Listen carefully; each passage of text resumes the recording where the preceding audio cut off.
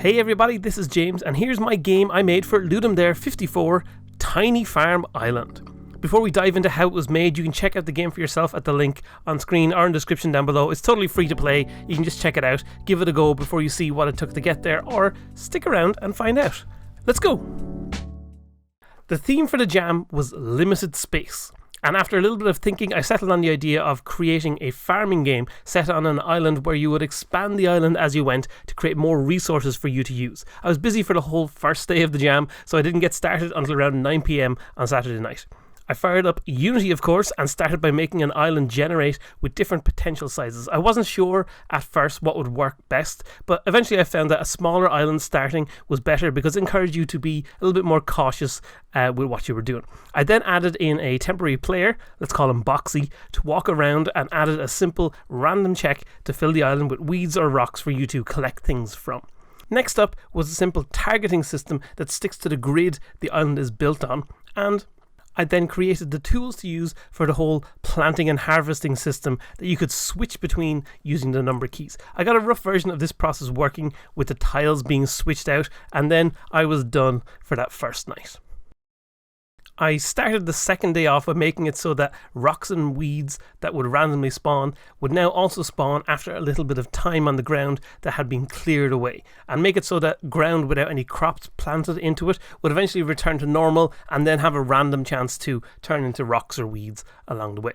I added tracking so that you could track seeds, rocks and money to let you be able to use them for planting plants, expanding the island with those collected rocks, and spend some money on stuff for later.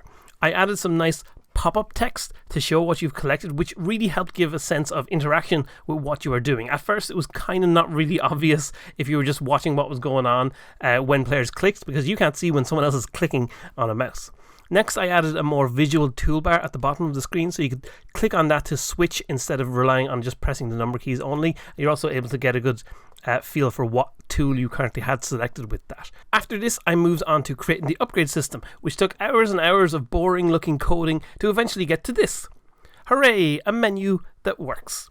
To make it feel more like the game had a goal, I also added a countdown timer and an end screen along with some stat tracking.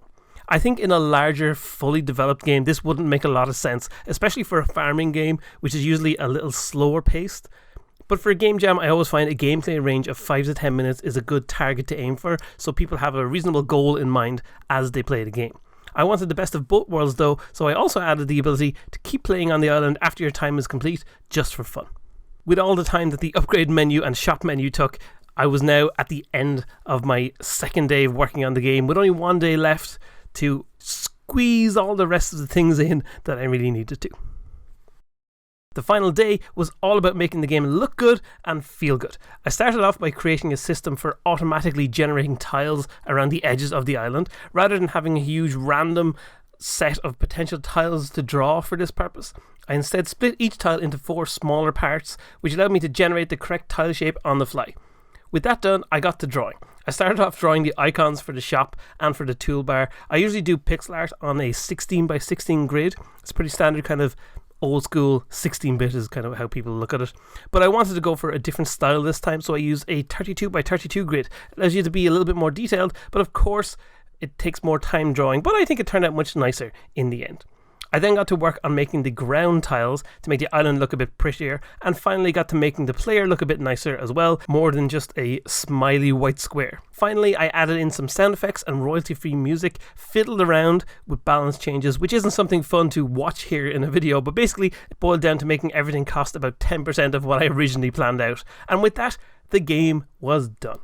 And on screen here you can see the final game in action. I had a great time working on this game, and even though I had just over 2 days instead of the usual 3, I'm happy with how it came together. There's always more things I would have liked to add to the game, like I had a whole rhythm based digging / planting / rock breaking mechanic planned out, which I just never got around to. I also, in hindsight, probably should have made all the hand stuff that you drag the mouse to do stuff by default instead of hiding it behind an upgrade, but hey, that's just part of testing and playing to find these things out. In a larger project, that would be something I'd like, but hey, in a weekend game jam, sometimes things just don't get to fit in. Thanks for watching this video, and if you made a game during Ludum Dare, make sure and let us know in the comments below or over on our Discord server. Link in the description down below. I'll be back soon with more Unity goodness, and in the meantime, keep being awesome, and I'll see you all soon.